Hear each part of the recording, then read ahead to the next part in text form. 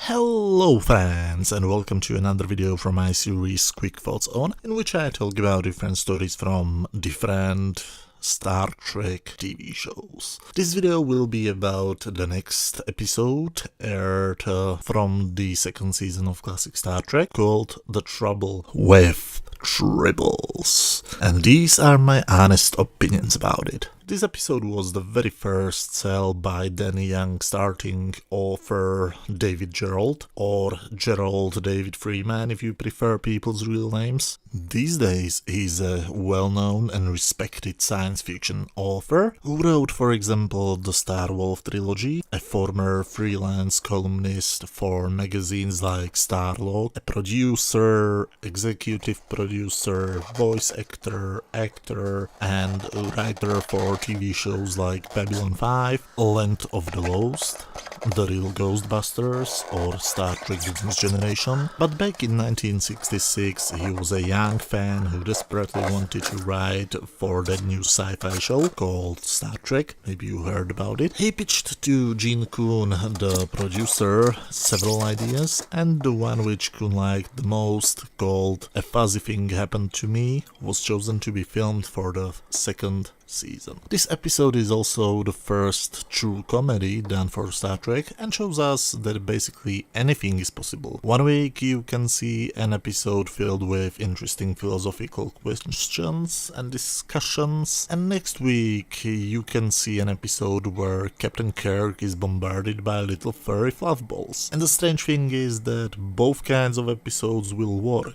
This is one of the best known episodes of Star Trek. I mean, Tribbles are part of pop culture just like Han, Klingons, or Beam Me Up Scotty. They are even featured on Star Trek Discovery, despite it taking place 10 years before the original series, where we saw them for the first time. And we have even seen a Tribble Jesus in Star Trek Into Darkness, where the little fluff ball came alive after it was injected by Khan's super blood. This episode was 30 years later transformed into a crossover with Star Trek Deep Space Nine, using the 90s state-of-the-art level of CGI and visual effects technology. That's the episode where Captain Sisko meets Captain Kirk.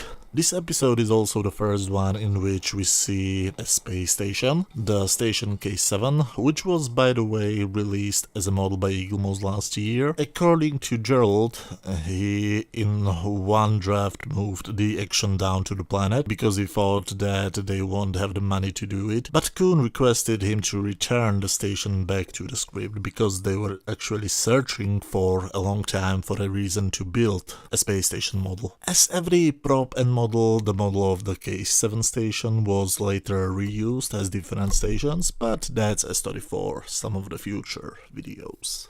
The story begins in a conference room with a three-person meeting with Kirk, Spock, and Chekhov. Why Chekhov? Well, Gerald said to himself that he wants to have at least one good scene for every regular character. I must admit that most of the time everybody else than Kirk, Spock, or McCoy was underused, but not in this episode. Even though Chekhov is here only to be a punchline of a joke, it's nice to see Walter Koenig do something at least slightly funny. Uhura interrupts them with a message that K7 is under attack. When they get to the station, they are surprised that nothing seems to be happening. When Kirk and Spock beam down to Mr. Lurie, the administrator, they meet the real villain of this episode, a bureaucrat. He has brought, probably illegally, the Enterprise there to protect Quadro Triticale, the only grain which will grow on Sherman's planet. And Sherman's planet is the interest of both the Federation and the Klingon Empire. And the side which will develop the planet's resources most efficiently will get the planet. That's why the bureaucrat called Niels Beris and his personal smithers called Arnie Darwin believed that they had the right to call the Enterprise. Kirk offers just 2 security officers and allows everybody else to have a little shore leave. No, not the season 1 episode, just a small vacation. A black woman and a Russian man walk into a bar, and the punchline is that the Russian guy knows Quadro wheat Everybody seems to know it except Kirk. You know, from the treatment of Kirk in this episode, I would say that Gerald doesn't really like Shatner very much. Then we meet our comic relief character, the trader named Cyrano Jones, who sells different stuff, which includes Tribbles. Since Uhura is interested, he gives her one for free to do promotion amongst the crew, but the Tribble eats Chekhov's wheat and probably even after midnight. Admiral, you're in good hands with Allstate, confirms to Kirk that the Quadro thing protection is indeed important and he has to take it seriously. But Kirk has his own problem. The station is visited by the Squire of Gotos, this time pretending to be a Klingon captain. Kirk allows the Klingons to remain on the station because the Organian peace treaty allows it, but warns them that they will be monitored by his people. Meanwhile, a new problem arrives on the Enterprise. The Tribble gave birth to many other babies. Once you feed a Tribble, it will give birth to a bunch of babies who are born pregnant. Down in the bar, the Klingon officer insults the Enterprise and we get a long, classic Western-style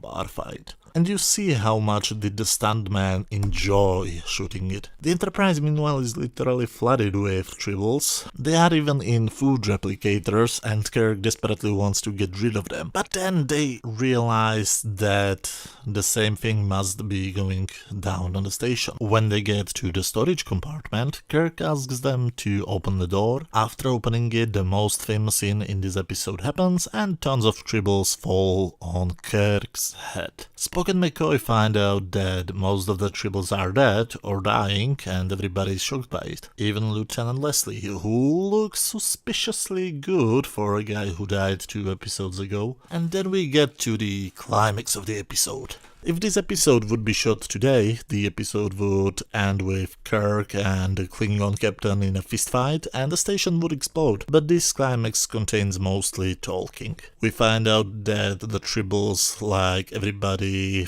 except the Klingons, and when the red shirts are bringing them out, they bump into Arne Darwin and the Tribbles start to act strangely. They obviously don't like him, and McCoy finds out pretty soon why. Mr. Darwin is actually a Klingon who was altered to appear as a human. We need to close every story thread, so we need to somehow close the Tribbles plot. Cyrano Jones has received the democratic possibility to choose between spending 20 years in prison for transporting dangerous animals or spending the next 17-something years with removing all of the Tribbles from the station. He chose the latter, which means we won't ever see him again. Or will we? The Tribbles are also gone from the Enterprise thanks to Mr. Scott, who has decided to beam them away. He sent them as a special gift to the Klingons before they went to warp. He beamed them all to the Klingon ship. And they think it's funny? Am I the only one who thinks that it's animal cruelty? This episode has a sequel, or 2 sequels, it depends. Do you consider the animated series to be canon? If so, then 2. I also have done a video about the animated sequel to this episode called More Tribbles, More Troubles, and it has a sequel / crossover in the 5th season of Star Trek Deep Space Nine. I will hopefully get to that one day too. Now, what do I think about the original episode? Well, I have decided to talk about background information and the plot instead of complaining about every single detail how I sometimes do. That fact alone should tell you what I think about this one. On my typical scale from 0 to 10, where 0 is absolute garbage, 5 is average, and 10 is a masterpiece, I would give this episode 9 out of 10. This is the almost perfect episode which every Star Trek fan should watch at least once in his or her life. There is one problem for those of us who like to watch their favorite franchises more than once. The more often you watch it, the less funny it will be. But as always, those were just my opinions. Feel free to write down your opinions down in the comment section. If you like this video, please hit that thumbs up button, and if you have some free time, feel free to watch any other video on my channel. You should see some links on screen right now. The next video will be about the next episode from the original series called The Gamesters of Triskelion, and will be up in a few days. Until then, thanks a lot for watching and see you soon.